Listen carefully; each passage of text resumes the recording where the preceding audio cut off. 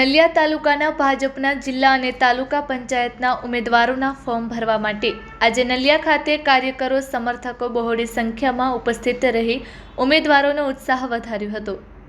સવારે નલિયા લોહાણા મહાજનવાડી ખાતે અબડાસાના સહપ્રભારી અને માંડવી ગાંધીધામના માજી ધારાસભ્ય રમેશભાઈ મહેશ્વરી અને જિલ્લા ભાજપના પ્રતિનિધિ તરીકે ડેની શાહ ઉપસ્થિત રહ્યા।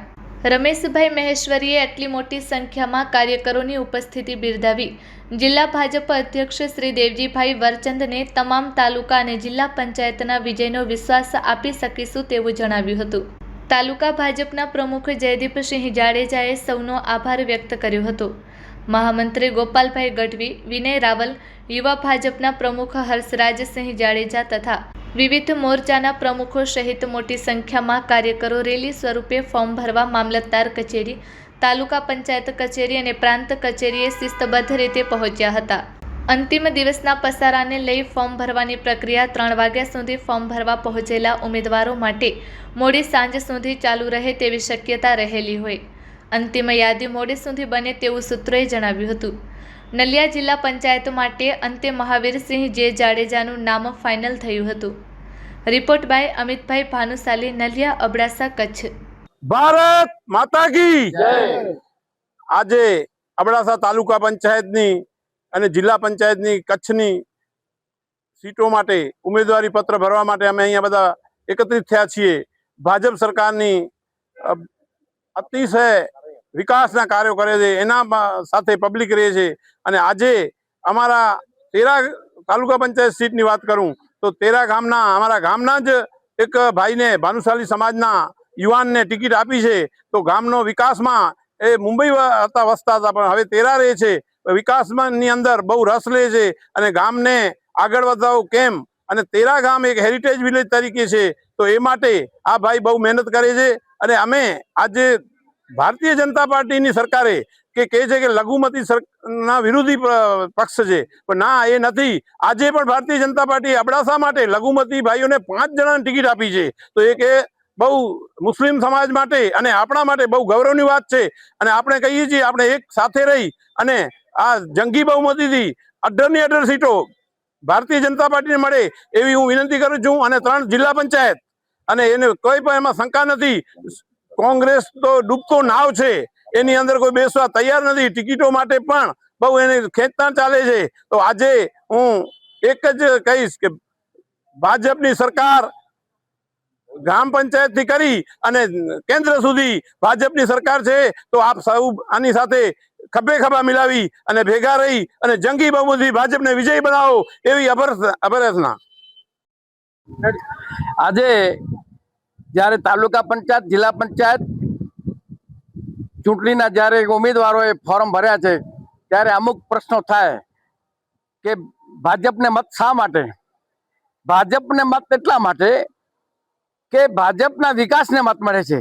અત્યારે અબડાસાની વાત કરવા જઈએ તો રોડ જુઓ, લાઇટ જુઓ, હરેક ક્ષેત્રે વિકાસમાં અવ્વલ નંબરે છે। એટલા માટે જ આજની પાછી પ્રજા ચાહે છે કે પાછો ભારતીય જનતા પાર્ટીના બધા ઉમેદવારો ચૂંટાઈ આવે અને ભારતીય જનતા પાર્ટીની તાલુકા પંચાયત બને અને સૌનો સાથ, સૌનો વિકાસ, જે આપણા માનનીય વડાપ્રધાનશ્રીનો જે એક નિવેદન છે ને એક મકસદ છે કે સૌનો સાથ અને સૌનો વિકાસ, એને અનુકરણીને આજે અમે અહીંયા સંપૂર્ણ સમાજો અહીંયા ભેગા થઈ અને ભારતીય જનતા પાર્ટી કેમ વિજય થાય તે માટે આજે અમે આ ઉમેદવારો સાથે રહી અને આજે અમે ફોર્મ ભર્યા છે।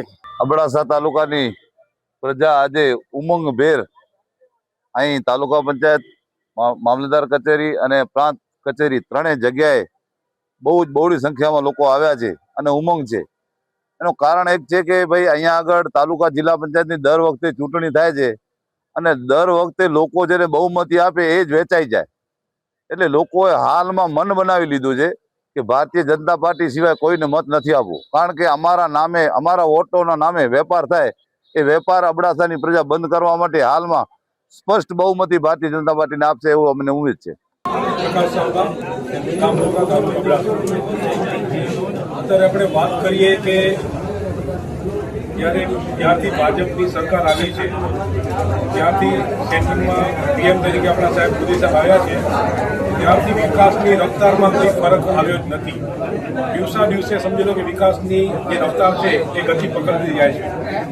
અને વિકાસની વાત કરીએ તો અબડાસા તાલુકામાં અત્યારે સમજી લો કે 90% ઉપરના રોડ એકદમ સારામાં સારા વિકસી ગયા છે.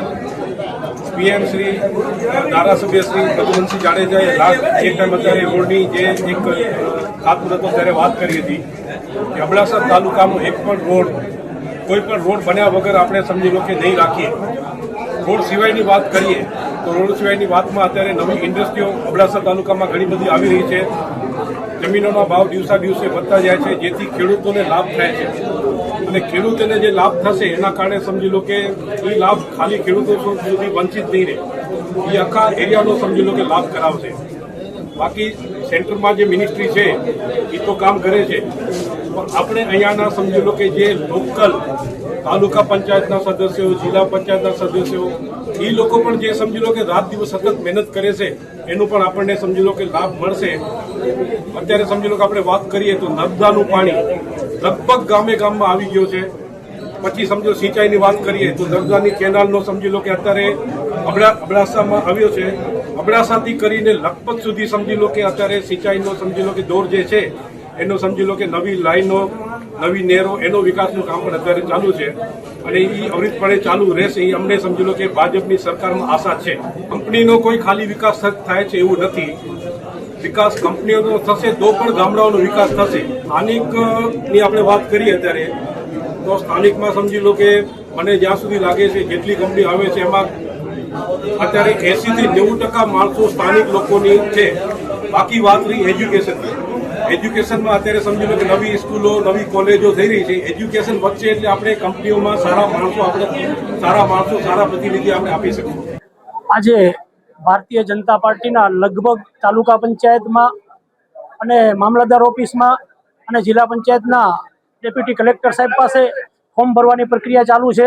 એમાં લગભગ અમારા ઘણા બધા ફોર્મ અત્યારે ભરાઈ પણ ગયા છે અને ભરાઈ રહ્યા છે. એટલે જે સરકારશ્રીના ટાઈમ મુજબ અમે ફોર્મની પૂર્ણતા પણ કરી લેશું અને અમારા ઉમેદવારો બધા ફોર્મ લઈ અને નંબર વાઇઝ ભરી રહ્યા છે. બધા જેનો નંબર છે આપશે કે જે પક્ષના ઉમેદવારો જે ફોર્મ ભરે છે એ પ્રમાણે અમારા પણ ફોર્મ ભરાય છે. અમારી ભારતીય જનતા પાર્ટીની એક જ વિચારધારા, સૌનો સાથ અને સૌનો વિકાસ, એ મંત્રથી જ જે અમારી સરકાર આગળ વધી રહી છે એ મંત્રથી જ અમે પણ જ્યારે આગળ વધશું.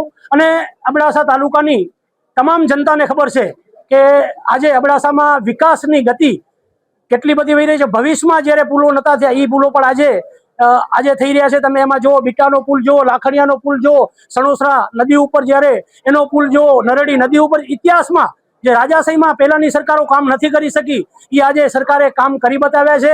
અને અમારી એમાં પણ હું માનું છું જે સીટ ઉપરથી લડી રહ્યો છું, નરડી સીટ, એના તમામ વિકાસના કામ આજે ધારાસભ્યશ્રી અને અમારી સરકારે અને અમારા તાલુકા પંચાયતનો પ્રમુખશ્રી અને તાલુકા સંગઠને જ્યારે કામોની ગતિ પકડી છે, વિકાસની ગતિ ત્યારે હાલી રહી છે, એ વિકાસ લઈને અમે ગામડામાં મતદારો પાસે જાશું અને અમે એ વિકાસ ઉપર જ મત માગશું.